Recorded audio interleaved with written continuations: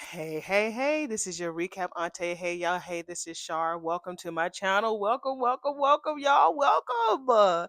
Hello, child. I be thinking, I'm like, I be working every day doing these videos, but you know what? It's all good. For those of you who are new to my channel, welcome. Thank y'all to Rascalville, baby. We are here to have a good time.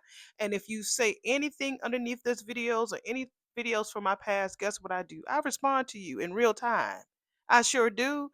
Under the front porch, right? We sitting on the front porch chit chatting.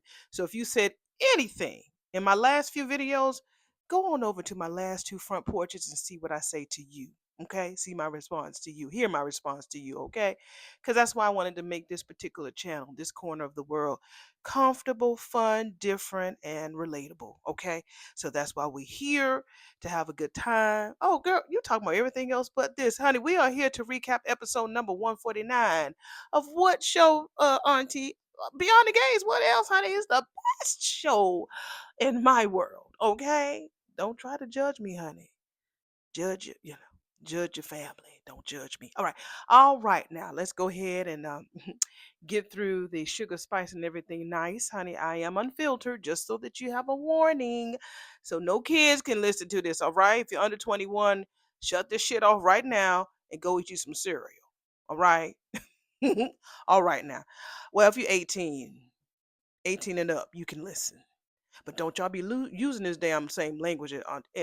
All right, let me go ahead and get started. I'm going to go ahead and get started with this recap in five, four, three, two.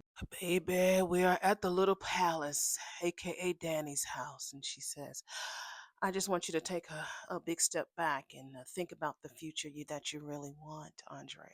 Mm. Girl, you don't mean that, girl. If it's bigger than what I can give, then I accept that, she said. I won't hold it against you, I swear, she says. Oh, like sometimes we do. I've done that. I've done that to my boyfriend. I felt like he could do better than me, but he was like, no. He was like, Andre was like, look, look. She said, no, look, baby, look. She grabs his hands, like, look, all right. I'm trying to give you an out, okay? He was like, what? Wait, what the fuck? Where all this coming from? He says, you're the most confident woman I know. I tell you that you're absolutely beautiful and you smile and say thanks. It's because of Pammy. That's all. Pammy come in there with that voice of reason, honey. He was like, you don't pause, you don't have no questions or none of that shit. She was like, well, I mean, he says, but when I tell your ass that I love being married to you, you doubt that shit. Then you want to revisit it and then you expect a whole damn different answer. I want to be sure, she says. He says, I'm fucking sure. She says, look, there are things I can't give you, Andre. He says, look, I got everything I damn need. She says, children, aka children. He was just like, took a deep breath. She's like, look, honey, you don't know. You might wake up one day in a few years from now and be like, boom, you hit with a fever. You want some babies. You want some little Andres running around. All you want is a baby that can carry on that impressive name you're making for yourself. And you look over at your delectable wife, your partner in crime. He's like, yeah. And she says, in her time for babies is over, honey. I know that's right, honey. I tell my boyfriend to look this way. The kitchen is closed. She was like, so what do you do, Andre? He's like, I don't know. She says, you make a choice. He says, we make choices together, Danny. She said, this one, honey, this one you make on your own. And whatever you decide, we'll always have Vegas. Mom? Damn, Naomi. Bitch, does anybody knock around here? We talked about that in my last front porch. Nobody knocks. That girl, she came over there to her mammy house, and so Danny and Andre looking like, Danny was like, honey, I'm a married woman, at least for now. God doggy. So Naomi was like, I realized that. Hey Andre. He was like, hi, princess. And she looking like Naomi was like, what the fuck? He was like, look, I'm just trying out little nicknames for my stepchildren. That's all. Press pause. Andre loves being married to Danny. He doesn't love he likes the marriage that they have. I don't know if he loves her. I think he says, I love being married to you. I think this is the ideal marriage that he would have wanted. I think if he loved her, it would be different. I think he cares about her really deeply. I think that they, like I said, I think they both have rescued each other at a time that they needed to be rescued. But I feel that he likes the adventure and the fun and the openness that they have and the honesty that they have with each other. He always says, "I love being married to you." He loved the idea of being married to her, but I don't think that he's thought about the whole scope of this whole marriage thing to an older woman whose clock has, tick-tock way back yonder, you know. So, okay, push play. That old nagging Naomi. Okay, I mean, how can we do this? Do I have to schedule mother daughter time or can we just kick him the fuck out? Naomi, damn. You came over to their house, honey. They didn't come over to your little box, square box. Andre was like, yo, you ain't got to tell me twice. I got it. I'm gone. And he tells her, he's out. He's deuces. He says, I'll call you later, grabs his bag, and Naomi's in the fucking way. He says, excuse me. So Danny was like, all right, baby. All right. You have mommy all to yourself, honey. Just tell me everything, Danny tells her baby girl. We're at the hospital. Y'all already know the silence that I'm giving right now. With Derek and Ashley on my screen. Him faking this damn wheelchair. I think I had a little breather from them last week. He talks about, what I love about physical therapy. She says, nothing. No, he says this part because I get to tag along with you to work. Who? Don't y'all enjoy space and breathing space from your partner? Who wants to be with them at home, at work? It's like, God almighty. Y'all already know if they saying something that's great, I'll come back on this microphone. But if not, we come on, where's the Bob? Shit. Let's bring on the Bob, honey. She was like, are we becoming one of those adorable, disgusting couples that's so inseparable that we're insufferable? Yes. Shit. Very disgusting and insufferable. Shit. They're talking about lunch. He wants to eat at the calf today. They're having chicken casserole, babe. Oh, you look at you. You're too cute. He's like perfectly cute, like you. They make me sad. I see Shanice. Come on, Shanice. Liven up this scene, honey, please. So Ashley is talking to him about dates. We need to lock in, a date for our wedding, pretty much. There's so many venues out there. We need to pick some place to plan. Shanice was like, "Oh, music to my ears, honey. I love wedding bells." But make no mistake, bitch, she tells Ashley, "I expect your usual dedication, honey. No running off for fittings and all that for no dresses. I need a favor," she said. Oh, here we go, Shanice says. Well, now Derek and I have been discussing how supportive you've been to both of us since this accident. Oh, you noticed, Shanice says. And I was wondering, would you be one of my bridesmaids? Girl, yes, Shanice says. Honey, this is the second best decision of your life. Honey. No, she did. She says this is the second best decision of her life. God, girl. Leave it to me, bitch. You will want to get married each and every day. That's what Shanice tells her. Ashley is saying again, well, no rush. We have a few months to go. Derek was like, yeah, many, many, many, many, many months to go. Shanice was like, wait a minute, that's all? Okay, honey, we're going to start today. And yes, I would be in your wedding party. Yes, bitch, yeah. And they give each other a hug. And he's like, oh, this is going to be great. And she's like, I mean, who else knows exactly what you two been going through but me? Here come the bop. Thank God for the bop, baby. Thank God. After the bop, we hear a bitch. Leslie's old evil ass banging her coffee cup. And so June's like, oh, I'm sorry about that. My shift just started. Leslie talking about, took you long enough. Oh, she's such a bitch. Oh, to tell you the truth, June says, I'm still trying to get used to this waitressing thing, honey. Clearly, Leslie says, and she looks over at one of the tables. She says, that four top needs bussing, bitch. June's like, wait a minute, you a waitress, honey? Well, once upon a time, as she sips her coffee. Fairy tale, fairy no. Let me see what this bitch says. Fairy tale ending too.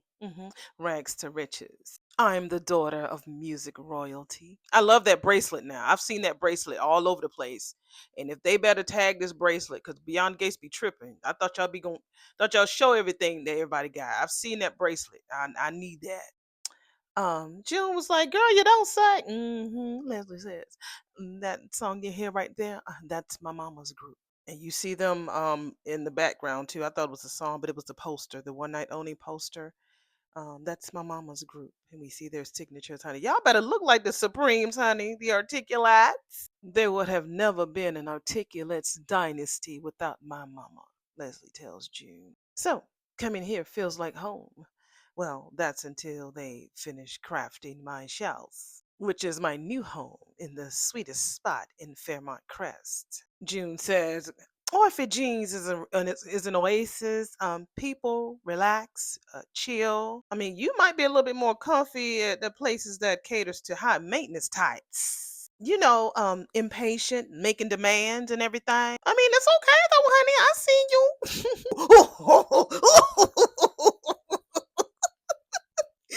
Guess who comes in? Y'all already know I got the jiggle wiggles, honey. Theodore, baby. Remember she said, oh, that man who looked like, what she called Morris Chestnut, baby, in a suit. He comes in, baby. I can't wait to see this. Calm down, Shar. Calm down. Breathe, girl. Push play, bitch. Push play. So we see him come in, and so June looks toward the door. She said, oh, now there's my favorite customer. But honey, I'll keep an eye on you though. And shit. June with that big booty going over there, boo. And you can hear Ted say, hey. And she said, hey. I love it. Thank you, Beyond the Gates. I was looking for some shit to stir up the pot with that damn brew that damn Leslie be doing. Cause June is way younger, way shapely, and she's a waitress.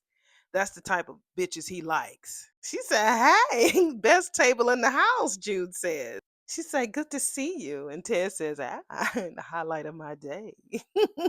And don't even trip. Which one was it said? Yeah, June and Ted, no. Y'all, just let us live in our fantasy, okay? There has to be some competition for Leslie. Nicole made it too easy for her ass. Leslie need competition, and June ain't gonna let that be easy. I'm here for it. I'm here for the shit. I am. Okay, well, let me tell you what we have cooking up, she tells him. And I really think you're gonna fucking love it. You can see Leslie looking like the fool. Okay, we are back at the country club. I love the red, the polka dots, the white. It's so cute. It's Nicole and Vanessa hugging. Lord, if they keep asking this bitch how she's doing, she ain't doing good, all right? Nicole, well, how are you? It's been a long time since Doug and I actually enjoyed being married to each other. So there's some guilt mixed with grief. I said that shit last week. Guilt, honey. It's more guilt than grief. Fuck that. And that's to be expected, Nicole says. Do you want to talk about it as friends? Please. Well, no, because then if you tell her as a friend, she gonna spill your tea. Tell her no. I need for her to be a psychiatrist, and she ain't telling nobody. No judgment, Vanessa says. Nicole says, never. No, girl. There is a situation, Vanessa says, with, Nicole says, Danielle. I want him to take his ass back to Banneker. He wants to stay here and be the man around the house. I need him to go so I can be fucking Joey. Okay? So I need, I'm just adding that. Y'all know I be extra. To fill Doug's shoes, Nicole says. And Vanessa's like, I mean, there's nothing to fill. I mean, before he quit, Doug was a very busy surgeon. I mean, he didn't even handle home maintenance. When things needed fixing, I made a call. I mean, I love my son, Nicole, but it would be a huge help if my best friend, who's a wizard at persuading people to look at their lives in a different way, could actually convince him to take his ass back to school. When I tell you them zippers on Nicole's blouse, child, I thought it was a necklace at first. No, bitch, those are zippers. Y'all know I'm a fashion lover, If I, whew, yes. But he does have a bright future, Nicole says, which he shouldn't throw away just to be here with me and hold my hand. Nicole's like, are you afraid that he'll see you holding Joey's hand instead, bitch? I tell you, what I tell y'all, Nicole will piss in your tea and tell you it's lemonade, won't she? Oh, she's the bearer of bad news. Mm-mm-mm. That was weird. It was a hard cut to the next scene, which is at the casino. And so Joey is sitting at the nasty ass poker table, and Donnell comes by. He just looks up. Oh, Donnell, what brings you by? That didn't flow. Okay, Donnell is wearing his BU Manica University sweatshirt. I want one. Do they sell those anywhere? I want one. Oh, he looks like like a normal college kid now. Donnell tells Joey that he wants to thank him for supporting him and his mom. Oh no, no thanks necessary. Child, now I cannot look at that picture the same in the background. One of y'all rascals said that the only black man in this show that has enough power is in a 8.5 by 11 picture. So I'm trying to figure out, who is it? Is it the boxing man in the background, or is it the one that's hanging over the fireplace at the country club? You need to tell me who that was, because that shit was funny. That is definitely some funny shit. So Joey was like, I didn't mind. Your mother and I are really good friends. So Donnell was like, your friends. And where would we be without them at times like these, Joey says. Stop reading too much into this, son. Donnell was like, well, she does have a family, so I'm here for good. I'll be handling things from now on. Like I tell you, I love me some Donnell, baby. That's the hood that I like. That's the thug. I really do like that boy. He's smart, he's cunning, and he don't mind going into the enemy's camp and taking back what the devil stole. Y'all know the song. That boy is smart. That's a smart boy. And knowing him, he probably be 35. These old ass people play these young kids. Bet you that, baby. Let me know what his age is. I know one of y'all will let me know in the comments. How old is Donnell? Or the actor who plays Donnell. I'm sure that Donnell, the character, is probably about 20, at least 21, because he was drinking a burr the other day at Uptown. But I would like to know the actual actor who plays him. Does anybody know how old he is? I'm working, quote unquote, so I need to be careful. So if one of y'all can Google that real quick and tell me how old that baby is, it wouldn't surprise me if he's 32. It wouldn't surprise me at all. So we back to the show, baby, at Orphy G's, my favorite spot. Child, June over there got her hand all over Ted's arm. That strong, thick ass arm, chocolate. And Leslie just looking over there to her left, honey. Sour. Now save room for dessert, Gene says, because Jocelyn's cooking. Girl, my name ain't Jocelyn. He was like, And I mean, when I tell you Leslie looks offended like a motherfucker, I love it though. Ted says, always something good cooking at fucking Orphy James, baby. And now that I know that they have the most kindest listener in town, which is you, I mean, ow, he says, call me one of your regulars. Yes. I love it. I should be on camera, y'all. I'm just giddy over here. Y'all can hear it in my throat. I'm just so giddy. June was like, honey, that is the nicest thing I've heard all month. So Ted was like, you know what, listen, last time I came in, you know what I'm saying? I wasn't my best, I'm so sorry for unloading on you like that, honey. I'm sure she wouldn't mind you unloading all over her. Yes. I was happy to help, June says. I mean, if I helped. Ted says more than you fucking know. She's like, oh, well, it was a pleasure. He says, place like this with good food and a familiar face smiling at you when you come in is a rarity. He, like I said, that motherfucker didn't even notice Leslie's ass sitting in there. That's what I'm telling y'all. Last week when Tomas was sitting there on his phone, when Eva came in there, he didn't even notice her. Normally, before they fucked, he would notice her and all this stuff. Even Ted, even Friday night, like he would notice Leslie, but he ain't pay Leslie no type of attention sitting at that table. And she looking like keep bucking and moving her head and shit, blinking her fucking eyes. Good for you, bitch. He said it's a rarity, honey. And so June was like, I know that's right, honey. You just sit back and let June take care of you for a while. Ted says, all right. And June says, all right. And she walks away with this huge Kool-Aid smile, baby. They both are smiling. You know, it's like it's refreshing. It is to me. I'm sorry, y'all. Yes, I love it. Well, we see Samantha and Chelsea comes in, and so Samantha says, where the fuck is Cat? Chelsea's like, well, it's your teenage brain that I want to pick, girl. Uh-oh. I just thought about something. Chelsea says, it's a gold mine and I want to dig a little deeper. Now remember, Samantha is June's daughter and Ted's granddaughter. So let's see how this connection is going to connect.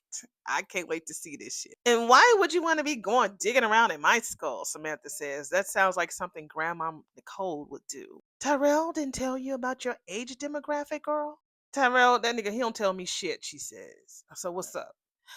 Girl, he cracked the algorithm, Chelsea said. Turns out moms are buying Chelsea Cat bags for their daughters and themselves. We love the energy, but we had actually had to restock just to keep up with the holiday rush. Oh my God, that's incredible, Samantha said. We are an unqualified hit, and it's all thanks to my favorite baby cousin. Honey, all I did was smile and take instructions from the smartest model I know, Samantha said. So Chelsea does a little hair flip and says, I'm so happy Chelsea Cat is a family thing. All us cousins taking on the fashion world again. I like having a big family like this, Samantha says. And finding your mom? What's that been like? Samantha says the best. She sees her mom over there pouring older gentlemen some coffee and she just smiling. She's in a good space. That fucking Leslie, you better not fuck up that lady's psyche. That bitch, she been on the streets. So we're back at the little palace. So Naomi was like, well, Mama, what the fuck did I interrupt? Oh, honey, Andre's just trying to figure out some things, what he really wants to do about the marriage and everything. She talks like he's about to go buy a new car or something. She's so nonchalant about it. So Naomi was like, oh, what brought that on? Thanks to the constant bullying, Danny says, I decided to give Andre a get out of wedlock free card. Yeah, she did. Wait, you're inviting Andre to divorce you, Naomi says?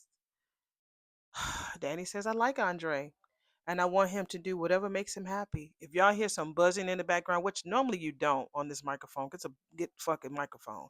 But if you do, it's people cutting trees and shit in the neighborhood. So excuse me.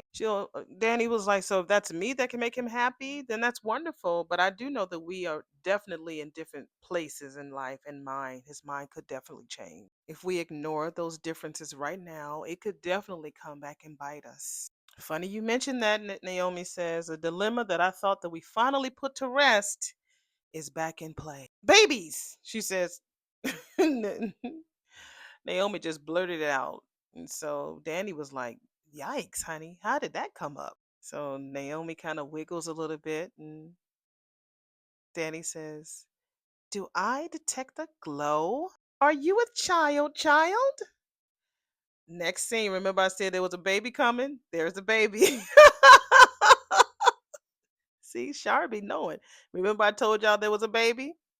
There's the baby. So the baby's at the hospital. This lady pushes the baby in there, and to let you know, that baby got some coins. So what I'm expecting, what I know that's coming up, oh yeah, it's definitely, yeah, it's coming, baby. It's coming. Anyway, did I mention, yeah, I did mention like maybe on my front porch or something that a baby was coming. I knew it was coming on this episode. Anyway, Ashley's, thoughts go back in her head and she's like, when her and Andre was helping that lady in the elevator deliver her baby. So of course she thinks about Andre's ass. I think it might be the same lady who delivered that baby. That baby has both of their names. So let's see if that's the same baby. So yeah, that was Ashley Andrea. So that was Alex, the girl who was in the elevator that had the baby. So yeah, I forgot that she named the baby. Well, she did name them both of them, but I didn't know what the name was. So her name is Ashley Andrea. Ain't she a cutie pie?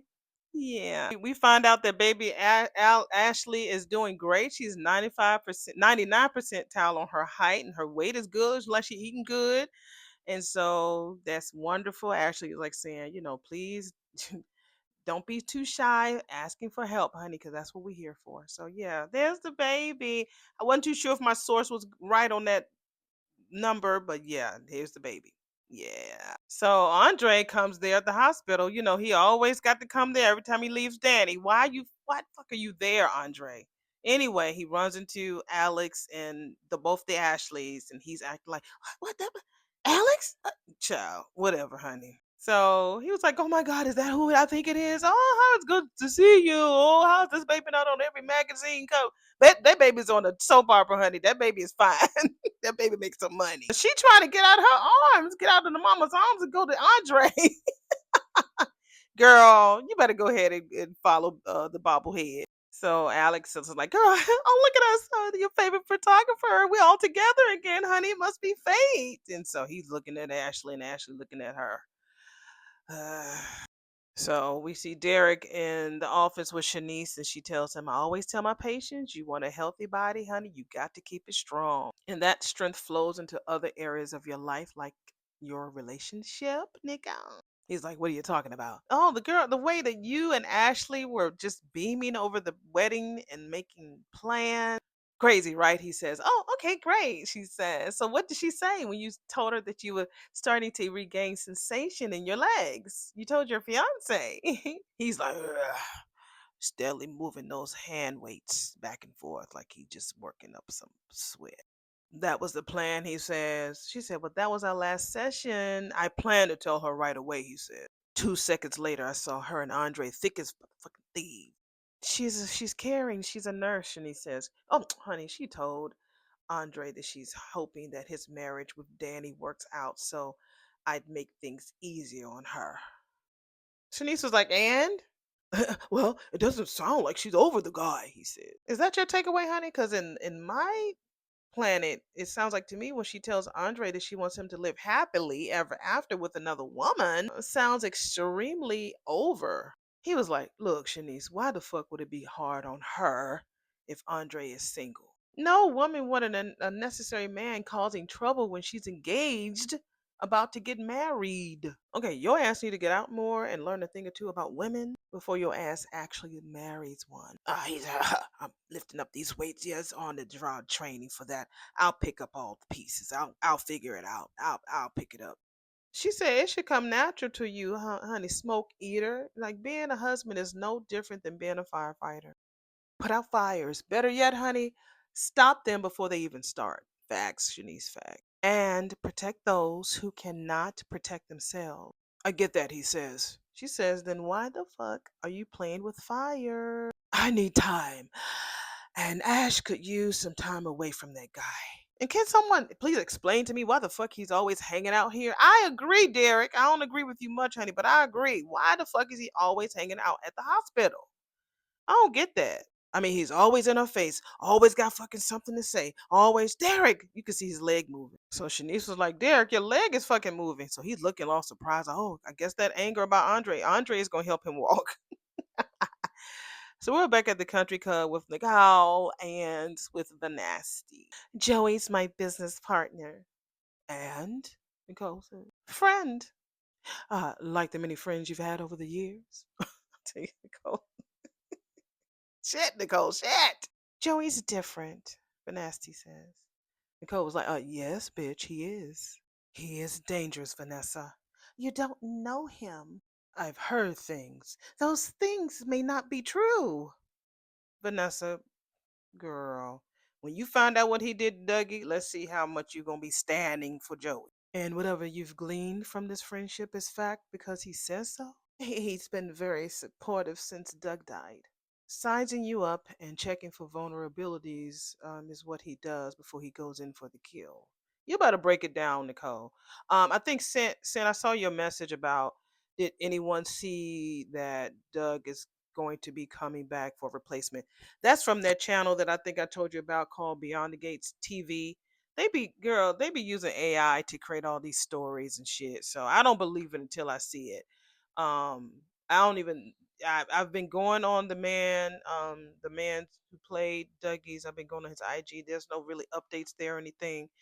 So as far as like what he's doing on his personal life, his personal side, no statements or nothing like that. It's like even with Maurice, he really didn't say much. So it's like, oh no, I don't like this. Like the second main person that they got rid of, and nobody's seeing shit. Is that like in their contract clause or something like that? I don't know.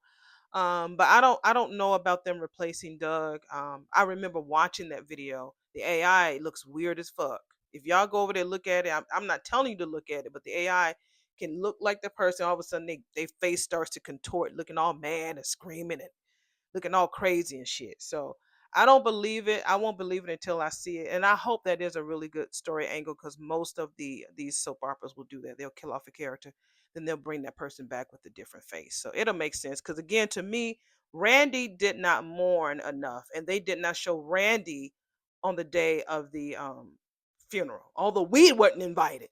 I'm still pissed about that. We weren't. But Randy wasn't that sad. Randy didn't mourn enough for that to be his ride or die, his day one. All that they've been knowing each other since they was knee high to a grasshopper. Randy did not mourn hard like he should have. I just don't. I didn't see that. So I just don't think that Doug is gone. I think that Randy saved him out of that car. I think that he saw uh Marcel do what he did, but I think he saved him. I think he saved him. So until I hear otherwise, I think that Dr. Doug McBride is still alive. Dr. Doug McBride is still alive. Hey, I think that. Because again, like I think it was Sir James who said, ain't no bodies or lightning storm. One of y'all said, ain't no bodies. We haven't seen no funeral. Like I said, it's Randy the one who hasn't mourned. The only one that's been really mourning is Vanessa and Donnell. But everybody's more in shock. Randy just didn't play that role to me that good. To lost your ride or die your day one? Nah, nigga. I don't believe that Doug is gone. I just don't believe it. Nicole continues to say, girl, I just don't understand. Why are you allowing this? He's a charming and considerate man. Girl, please, Vanessa. Consider this, Nicole. You're beating yourself up because you didn't have closure with Doug. All right, she getting pissed now. Vanessa was like, "Why am I being analyzed by my best friend?" I get why you are reaching for something or someone right now, Nicole tells her. But bitch, you need to open up them damn ears, pull that Barbie hair back and listen. This man ain't it. And deep down, I think you know that shit. I mean, I just don't want you to regret this when you start feeling like yourself again. That's all. Donnell and Deanna really, really need you right now, girl. He does. They do. And Donnell already knows. Nicole's look like, what? I told him about Joey and me. Then we get back at the damn bar. Joey got this big ass carton of orange juice and he slammed that shit on the counter. Oh, now you want to give the little boy some orange juice? I like you, Donnell. We have a lot in common. Huh. Well, up to a point anyway. He's trying too hard. Joey is really trying too hard to impress this boy, and it ain't working. Talking about his life wasn't raised behind the gates. He was raised like in a cage, the one that he had to escape for my mammy and myself. I'm not gonna go through all this. I need for Donnell to read the fuck out of him. So he tells him, if he had the education that he would have had, a good, outstanding pappy, being able to study abroad like he did, who knows what he could have been. Fuck you, Joey. That boy don't give a fuck about you. But life had other plans, he said. Somebody had to step the fuck up. And so Donnell was like, yeah, because nothing was more important than helping your mom. It's a son's duty, Joey says. And so Donnell was like, yeah, that's why it's time for me to step the fuck up. Your father would be proud, Joey said. Hell, I'm proud of you and you ain't even mine. Okay, let's sit down and have a discussion. Lord, don't let that baby sit down at that damn nasty ass poker table. Donnell was like, I don't know what the fuck you mean. I mean, well, this is a big decision, honey, Joey says, and you just can't leap without looking. And I can't get to your mammy because she already has enough on her plate. So let's discuss. So Donnell was like, all right, shoot. So what happens if Joey says your mother needs to take a break from her career? What are you gonna do? Who pays the bills? Well, I will, he says. How? I'll get a job, Donnell says. He says it always is so simple when you have to pay the bills and then you have to pay for groceries and then pay for the rent and for health insurance. When I tell you that nigga ain't lying, Joey Armstrong ain't fucking lying. And you're going to be doing it on an entry level fucking paycheck. That's what Joey tells Donnell. And every employee would know that. Yeah, without a degree. No, no, what? No, fuck the degree. Without a trade, your options are going to be really damn limited. But these days, honey, getting a good trade, you better get that. Get it, baby. Get it. Oh, shit. Donnell says, we'll figure it out. You did. And Joey says, what if I had the answer to all your prayers? Don't tell me he's going to offer that boy a job at that damn casino. Oh my God. So we're back at Orphe G's, honey. So Jean was like, the last time we talked, you said that you were going through something with your wife. She asked Ted. He said, well, her days as my wife are numbered. So she couldn't be happier, he said. She said, I'm so sorry to hear that. But don't they say something about getting a new lease on life after divorce? She asks him. Uh-oh. So he's looking behind. He says, as long as my granddaughter. Oh my God, I'm ready to push play. I'm scared, y'all. When he looks over there, Samantha, and said, that's my granddaughter. Oh my God, what is going to happen? He says, as long as my granddaughter still smiles at me when she sees me, he's busy looking at Samantha. I know I'm doing something right. So he stands up and June is looking up at him like, huh? She says, honey, you're barely old enough to be a father, let alone a grandfather. He said, oh, stop. You're a treasure trove. So he touches her on her arm and says, can you excuse me for a minute? She says, of course. He says, thank you. Though he goes over there and speaks to the ladies and he's like, hello, ladies. How's my granddaughter? She's like, hey, I'm good, Samantha said. Ooh, so she's looking. June is looking with the pitcher of water in her hand. So here comes Leslie. You didn't give me what I asked for. June was like, what was that again? One heaping helping of you backing off my man, Miss Thing. You're the wife, she says. Once a messy waitress remembers her place. And June says, and where the fuck would that be? Out of my way. Things don't go well for people who stand between me and what I want. Ooh, she's threatening this girl. Ooh, like I said, she's just be slithering and all through shit. And uh, thank you, June. She says the things that I've seen and survived, bitch, will knock the curls off your fucking head. That's what I'm saying. That girl is from the streets. All kind of fucking crazy things in this town. She tells Leslie. That bitch say. She said, "You don't scare me, bitch." I needed this. Y'all know we needed this shit. I don't care if y'all think about June and damn Ted. Thank you. Like I said, that girl is hood. That girl's been from the streets and she a ex-drug user too. That bitch don't scare her. Make a move on my man and you'll find out I'm scarier than anything you survived so far. And when I tell you June did not have no fear on her face when Leslie walked away, she's like, I like this shit. Oh, so and you know June is gonna say something to Ted. I just met your wife. Where's she at? She ain't in here. That lady. Oh, come on, push play, Shar. So we're back at Orphe Jeans and Ted is talking about telling Samantha that he loved the last frill that she took, that she's taking the Chelsea Cat purse all over town and let it pose with different black artists in the Smithsonian. How sweet. She was like, wait a minute, you actually watched that? He's like, look, I watched them all. I mean, I have to stay current if I'm going to continue to reign supreme at all the grandfather club meetings. You know what I'm saying? What did you think? Chelsea says. Ted was like, you kidding me? She's a star.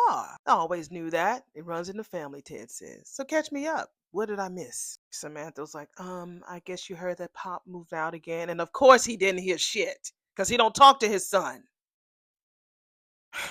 He talking about he's sorry to hear that, asking her if she and Tyrell are cool. So she's like, it's not like he's gone. We talk all the time. He be sending crazy ass messages. He was like, yeah, I know, but you must miss him, like I'm sure you do. Chelsea says, you're getting to know your mom again, which is a bonus. So Ted was like, she is? And so Samantha was like, so are you, honey? He was like, that's news to me. How would I know your mom? She's your waitress, Samantha says. He's like, wait.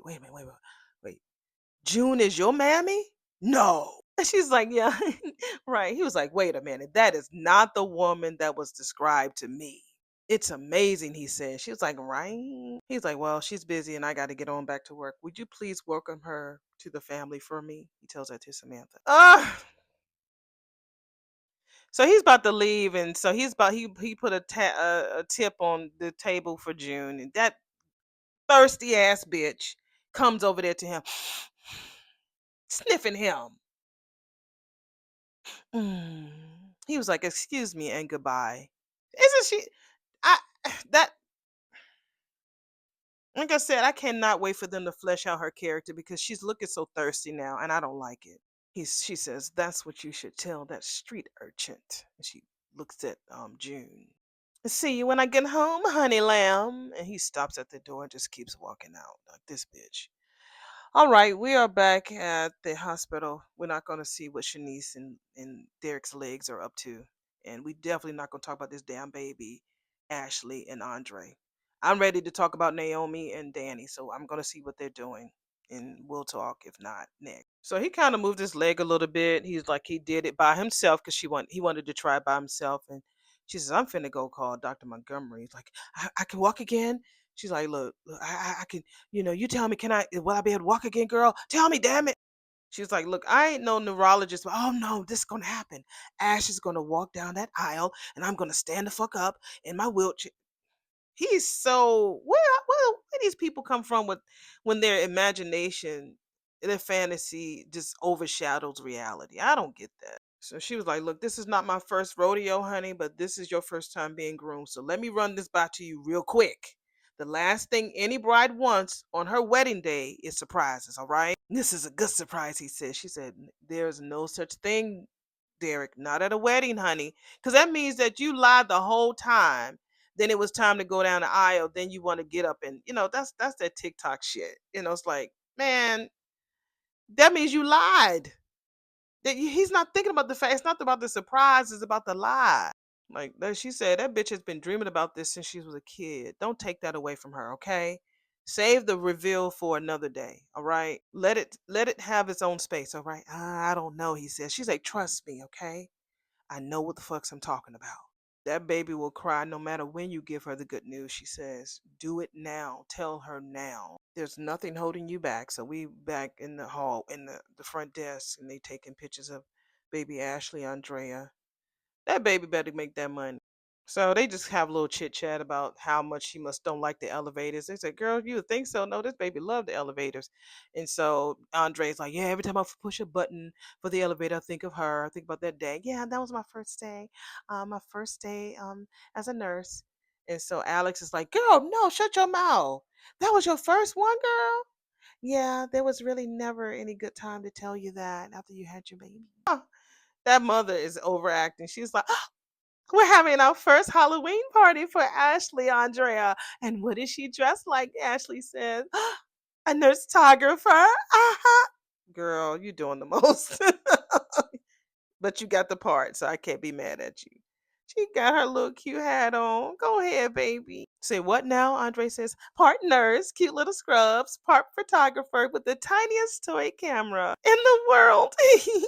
Well, you'll just have to send us pictures, Ashley says. Oh, no, Alex says. No, honey, you both will be there. You both are officially invited. My husband would love to get a story of the day that she was born on tape from the people who was actually there helping me bring our baby into this amazing world. What do you say? Would you be the ghosts of honor at our shindig? And while she's saying that, he come wheeling around the fucking corner. His timing, Derek's timing is always so perfect, ain't it? This glow is brought to you by incredible makeup. That's Naomi at the little palace with her mother. And Danny was like, radiant, not pregnant. Jacob has notions, she says. She's, I don't know, maybe it's seeing June reunite with her kid. So he wants you to revisit your double income, no kids position. I heard about that. It's called the DINK, Dink. I heard about that on TikTok. That there are people who have double incomes with no kids. So I mean, if that's the choice, like we talked about in my deep dive, that's fine. I mean, everybody has a choice. on whether or not they want to have a child or not. Yeah, nobody's going to force her, and I want her to do it if she feels comfortable and ready. That's what she should do.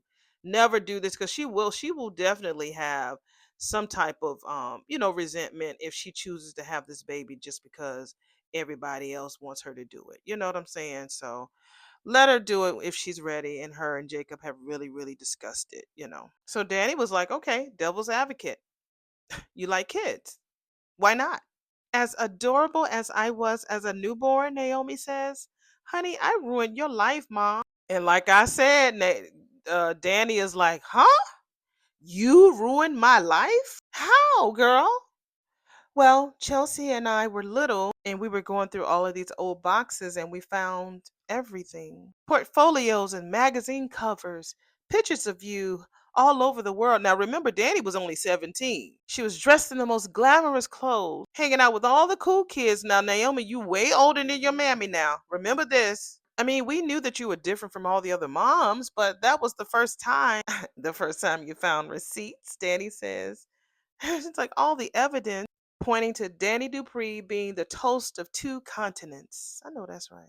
Three. I love Danny. Then came the man that shut it all down, and then came the kids. Naomi continues and says, and then you were stuck at home taking care of us when you used to be taking on the world. I moved on from modeling to help Bill with his practice. But your career was just as important and impactful, Naomi said. Did you ever wonder why there were so many kids that's just a bit younger than you in the neighborhood? Danny asks her. Because, my dear, I made motherhood look good. Oh, please, Mom. Mm-mm. First influencer, Danny says, right here. After you, honey, a storm of newborns landed in Fairmont Crest. 9 months to the day of your first appearance, girl. No child was more cherished or adored than you. She says, I wanted you. Don't have me crying on this damn video. Naomi says, I could never. Danny says, never say never, girl. You could change your mind. Danny says, I have what I want, Mom. And I want what I have. Living the dream, Naomi says. Okay. Danny's like, okay. Picture this. You're secure in your career. You have a husband who is an eager and equal partner in parenthood. You're feathering your nest. Your body and life are changing in ways that no one could prepare you for. How do you feel? Naomi says, oh my God. And she just started crying. She just started. And Danny looking like, bitch, what the fuck is wrong with you?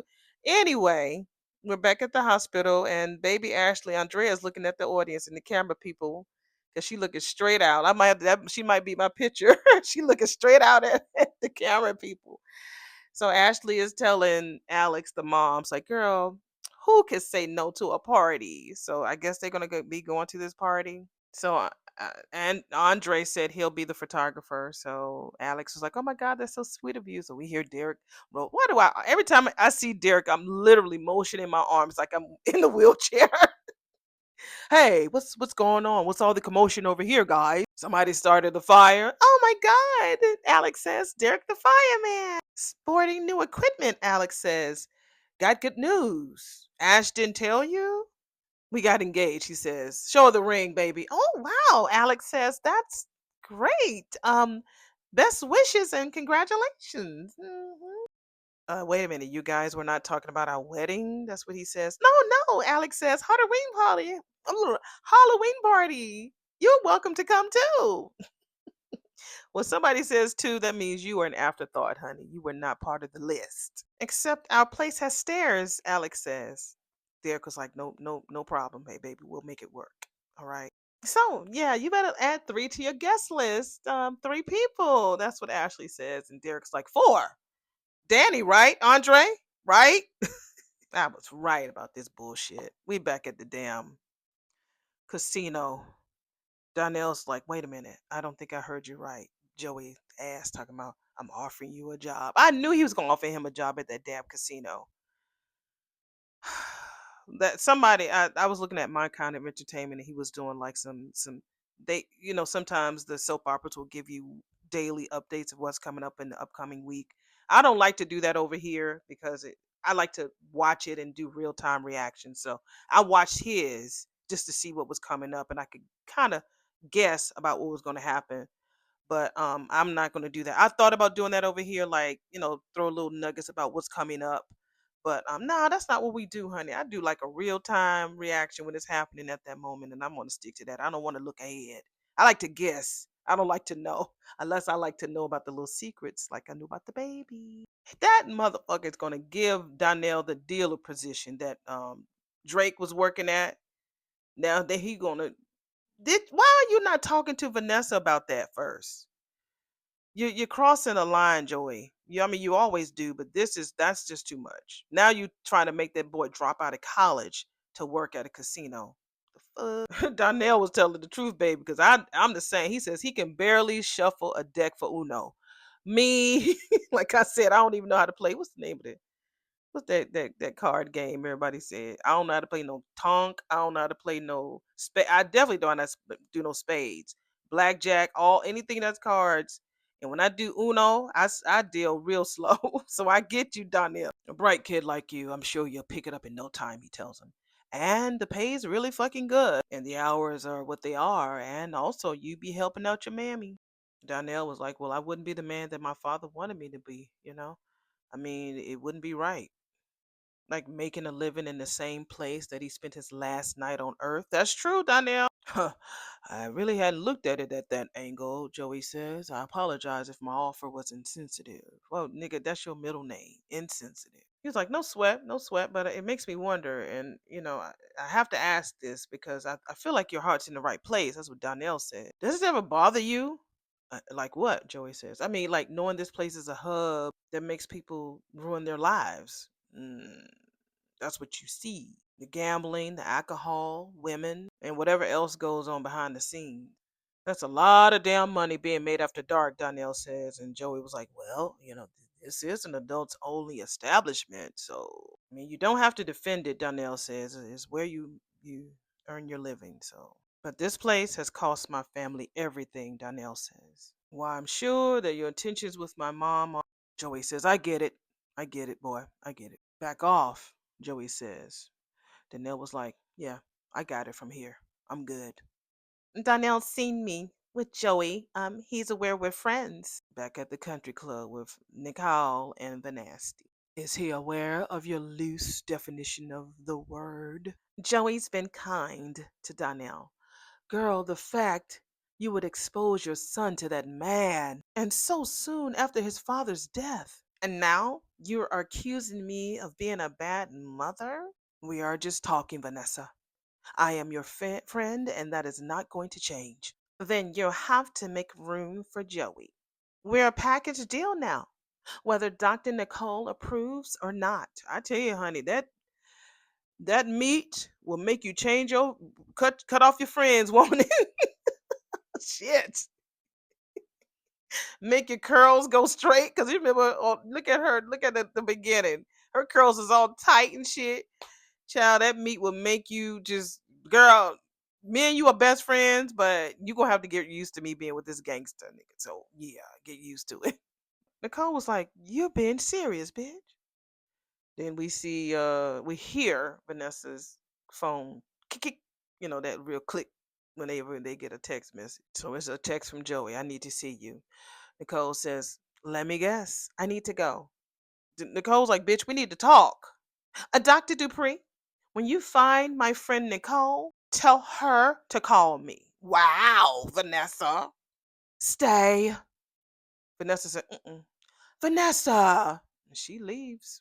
I think Nicole is going to eventually understand and see why people don't like to talk to her about shit.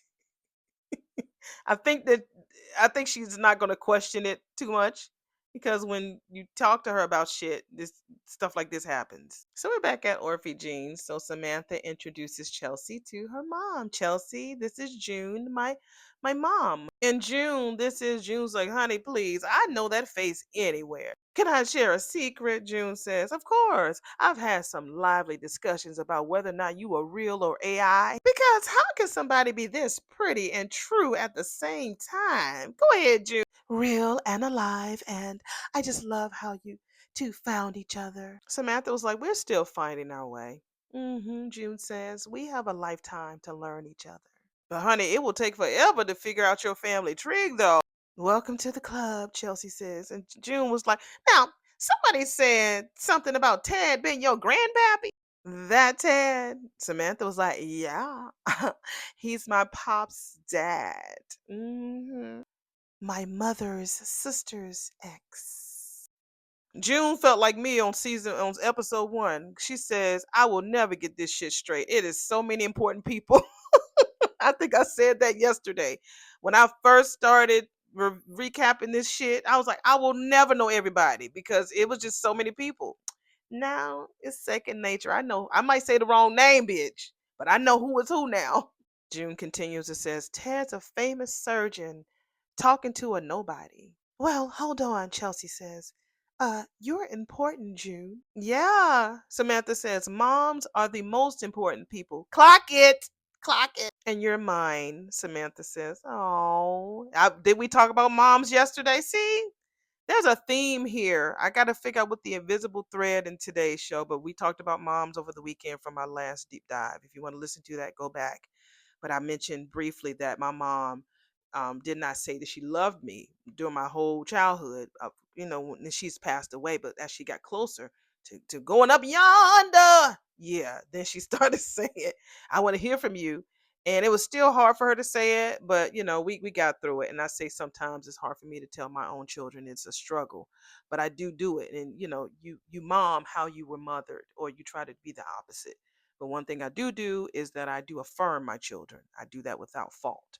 Nobody will ever be the loudest cheerleader at any of their ceremonies. They're gonna have to yank me out of there. I will definitely cut a fucking fool for my babies, but I'm still got to get used to the love thing. They know I love them, but I need for them to hear it. So, enough about me. Oh my God.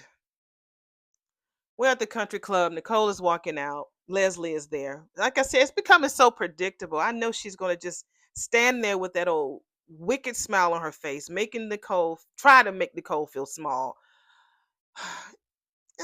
No, I knew I'd be running into you. She's going to tell Nicole this bullshit. She probably tell Nicole that so that Nicole can help her like cock block June. Let's see what this let's see what she finna say. Being in each other's orbits, it's only natural that we collide every now and then. The universe is a large place, Nicole says. You should explore it. Well, eventually I'll have a home on every continent. But for now, you've heard that I have a new residence, and it's under construction across from your mommy and daddy. I can't stand it when she used that voice. I can When I tell you I can't stand it, I cannot.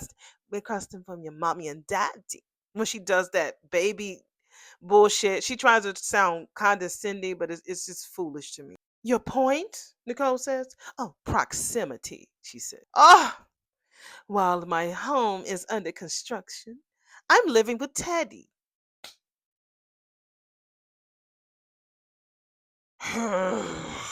Nicole says, bitch, now there is nowhere in hell that is true. You may have managed to worm your way into a one night stand with him, but Ted despises your ass, which he does. Ooh, Nicole says, you are spreading your lies as easy as you spread your Dr. Dainty. I don't know why Leslie just be standing there lying. And I'm happy that Nicole, even if she doesn't believe it, even if she does believe her, I'm glad that she's not showing her. Because don't ever let your enemy see you sweat, honey. And we all know that Ted despises that bitch. So thank you, Nicole, for standing your ground and not believing her fucking lie. I speak the truth, she says. We are living under the same roof. Nicole says, the roof, bitch, of the Bowman Hotel. Bitch, that is hardly cohabitating. Excuse me, Nicole leaves. Oh, it's only a matter of time that we are back in those sheets, kicking boots, baby. Why does that make her? Why does that make her toes curl? What? Why? Nicole is never going to be jealous of you. Never. Never. And even if she is, she's not going to show you. Nicole was like, bitch, if Ted is weak enough to allow you to seduce him again, she said, "Mm, thank you, Leslie. I needed that laugh." Then she here she go again. Our darling daughters, they want to play with the same toy, little Nikki. Like Nicole don't know about it. She like to throw things in Nicole's face like she don't know. Like the surprise. She's using the same game, honey. It's you. That's that surprise that you did at her anniversary party. That took her by surprise. That bitch knows everything. So you're trying to tell her all this shit to get her off her block. No, you ain't gonna do that. So whatever shall we do? Nicole knows about that, bitch. She knew about that before you did. Anyway, we're back at the little palace, and so Danny asks Naomi, "I'll take that as a no thank you on children." Not every woman was made to be a mother, Naomi says. Naomi, bitch, Naomi Shar, okay? So Danny was like, honey, please don't get me started. The stories I could tell you, honey. I'm living the life that I dreamed, and a baby won't complete me, Mom. I am a fully actualized human being doing just fine without a kid. Danny says, and I couldn't be prouder. This isn't a phase. I never said it was. I and look, I admire the woman who can handle it all and who can do it all, but it is not me, and it's never what I never wanted that. And that is fine, Danny said. Babies are for people who love them and want them and care and can care for them forever. And they need so much, Naomi says. I want to use that time and attention on my work because I'm good at it and I've earned my spot helping people find justice. That's important, Danny says. And I don't have the room for changing diapers and parent teacher meetings. Like, I'm good, Danny says. Exceptional. I've built this life, and there's only room for two. And I'm happy with what I have. Danny is patting her baby on the shoulder. Baby, you don't seem happy right now. Because I should be able to lead the life that I want without people thinking that I'm some monster. Especially you, Mom. Well, we are at the casino, the hole in the wall. And so Vanessa comes over there. Hey. Oh, hey, I didn't see you there, Joey says. Oh, I remember a time when you couldn't take your eyes off me. Mhm. Like yesterday, she says. He was like, I've been thinking long and hard about us. So I mean it's not for nothing. I I may have ended a friendship defending us. He says, was it a long standing friendship?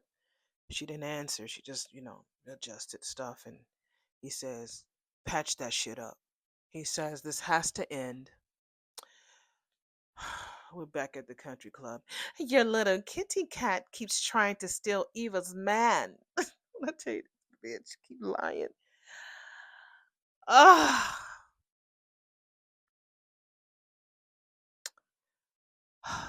when I tell you I have knots in my stomach, y'all. I did not think I was gonna feel this way about her character. I really loved her in the beginning, 140 something episodes ago. Well, 50. Now we're 149 today. 150 is tomorrow. I really did not think that I would not like her. I don't. She's lying. Nicole says Tomas is Kat's boyfriend, honey. He may have something to say about that, seeing as he ran straight to Eva's and gave a song and a dance about how he and Kat have used up all their 9 lives. Unless you were there, Nicole says, eyewitness account that what Tomas and my daughter shared was magical. Why the fuck are you talking about your daughter's fucking with the woman that you hate? I know y'all gonna light her the fuck up in these comments, and I cannot wait. Jasmine Williams, light her up, bitch. Light her up, sis. I ain't mean to call you bitch, but you know what I mean, sis. Light her the fuck up, please. I just don't. Magnificent. Lord, I'd like to give you a helpful hint. Mother to mother. I like that title, Mother to Mother. I might name it that. I love this angle. They're doing like a profile of them both facing each other. I love this angle of there. I love this camera angle. Love it. What are you finna say, bitch?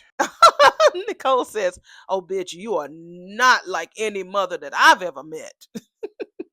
If Kat keeps sharpening her claws on my Eva, then I'm going to have to give her some home training that clearly you never did. Ooh, she's so common. I would never talk about my daughters. Phew. Are you threatening my family? Nicole says. Oh, baby, I was a threat the minute I crossed that state line. But what I'm doing now is promising you that there will be trouble if you don't get a short leash on your kitty cat, your little cat. Why are you threatening her? To avoid little, what did she say? Of course, to avoid some bullshit, of course, whatever she said. And then Nicole says, "You are so intent on inserting yourself into my life." Thank you. I said that yesterday. Why don't you get your own fucking life, Leslie? Your own life. You want Nicole's husband. You want to be in the showers. You want to, it's like you want her life. Why? You crazy bitch. Your potential ugliness is a daily expectation. Like I said, there's no element of surprise with her no more. This whole speech that she's given, I might make noises, but it's not profound. The thing between her and June was profound. This bullshit that she's spilling. Go ahead and keep threats, bitch. Go ahead and keep making threats, because again, like they say, you take a nick out the hood, but you can't take the out the nick. Yeah, you know the saying. She's just but know this, honey. You come from my family, whatever you throw, oh baby, it will come back sharpened. Tell her, Nicole. And it knows exactly where to fucking land. Oh, look at us.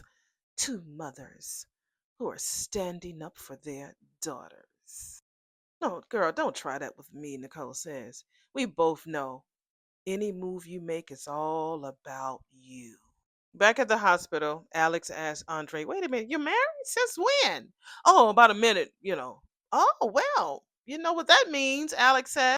"Ashley Andrea, you're a miracle maker." And so Andrea's like, "Say what?" "I mean, it hasn't been a year yet since she's been born, right? And you've walked down the aisle, Andre, and Ashley, you're about to. So, yeah." So Derek is holding Ashley's hand, and like everything is working out the way it's supposed to. So we hear a ding at the door, and we see Ted. So he goes, "There's my uncle. I gotta run. Bye, Ashley, Andrea." So he goes over there to Ted. "So what's going on over there?" Ted says. And what is his name? Andre. "See what I see?" So Ted was like, "What would you like for me to see?" "Two people in love," he says, "building a wonderful future together." And we could see Ashley just bouncing the baby up and down. "Girl, you better be careful. Them babies will throw up all over you." "But what I see is this force of nature who helped deliver the baby under ridiculous circumstances. That baby is just a reminder that Ashley and I still have a connection that we never fully explored. Wanting a child-free life does not make you a monster." Back at the little palace with Naomi and her mother talking. "What are you talking about?" Go back to Andre. "What are you talking about? You say you see a couple over there in love starting to build a life, but then you talk about then you see the baby is something that you and Ashley never explored." I'm confused, Andre. Anyway, yeah, Danny had to reassure her daughter that just because you don't want no baby, honey, that doesn't make you no monster, and that's true. Any women out there who decided not to have kids or who couldn't, and baby, you're still, I'm every woman. It's all in me. Anything you want, though, baby, I do it naturally. Yes, that's my soror. Yeah, she's a Zeta. Go ahead, Shaka, Shaka Khan, Shaka, Shaka, Shaka Khan. Let me rock Shaka Khan. Let me rock. That's all I wanna do. Shaka Khan. Let me rock Shaka Khan. You want them to feel for you. Feel. That was my shit. Okay, y'all know I had to sing in there some place. Yeah. So Naomi was like, "Mommy, you're not disappointed?" Danny was like, "Girl, I've never been disappointed in you because you've never ignored little Naomi's point of view. That voice that always pushes you to be the best there is, that voice that points you to your truth, she got your ass here.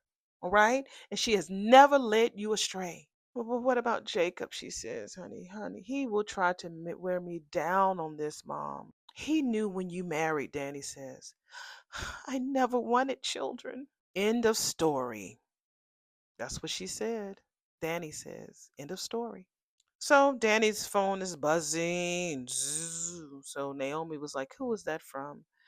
Danny looks at her phone and she says, my husband. It's decision day and my relationship too, she says. Well, what is the little Danny telling you in your head telling you what is she telling you to do, Mom? So Danny says same thing that she always says. Hold on tight. And that is the end of episode number 149 of Beyond the Gates. This was a great episode. I really did enjoy it. It was very full. Mother to mother. That's what I'm going to name this. This was really, really a good episode. Yeah. What does the little girl inside of you, little boy or little girl, tells you? Are those three words? Mine tells me, um, live your dream. That's what mine tell me.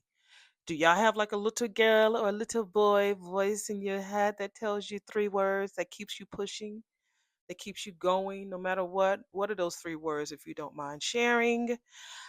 And let me go ahead and get this uploaded. I was expecting a phone call. I need to go to the gym, but yeah, let's go ahead and get this uploaded and so I can see what y'all gonna say. Cause that Leslie, when I tell you I'm sick of her, I'm sick of her.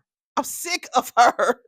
I can't believe I'm saying this right now. Cause I can look at some of my old videos and be like, Trish, your bitch, I love you. But I'm like, she's so predictable. Why she just couldn't go to the country club without even messing with Nicole? And then you want to talk about both your daughters sharing the same man like it's a prize or something. Then you don't go. Why is your cat messing with Eva's man? What? Eva know that that ain't her man. How the fuck you get in your head that that's her man? I'm tired. She wears me out. I'm exhausted. I don't like it. I don't like it. I'm gonna go ahead and put this baby on here and let the baby be the star today. But remember, that was one of the things I know. That's not the secret that I know, but that's one of the secrets that I know. All right. All right, y'all. Y'all take it easy. I think I need to go to this gym and take this phone call tomorrow. So y'all take it easy, and I'll see y'all in the next video. Bye.